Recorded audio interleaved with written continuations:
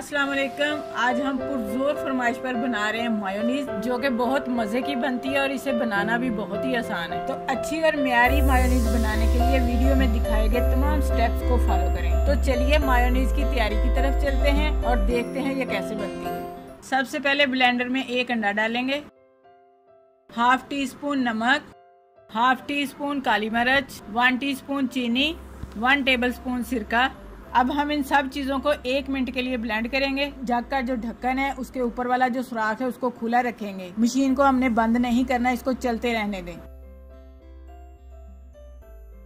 1 minute हो चुका है। अब इसमें शामिल करेंगे 500 ml cooking oil. Cooking oil को इस सुराख से आहिस्ता आहिस्ता शामिल करते जाएंगे जब तक कि मेज़ा गाढ़ा ना हो जाए। ऑयल को इस तरह तार बनाकर जग में उंडेलते जाएं। ऑयल को एकदम शामिल नहीं करना, आहिस्ता आहिस्ता शामिल करें। जितना टाइम ऑयल शामिल करने का है उसी टाइम में मायोनीज तैयार हो जाती है। मेज़ा काफी थिक हो चुका है, इसको बारीक चम्मच की मदद से हिलाते जाएं और मशीन को ऑन रखें। आप देख सकते हैं मशीन चल रही है लेकिन अमेज़ा खुद से नहीं हिल रहा, तो आप समझ लें कि मायोनीज तैयार हो चुकी है।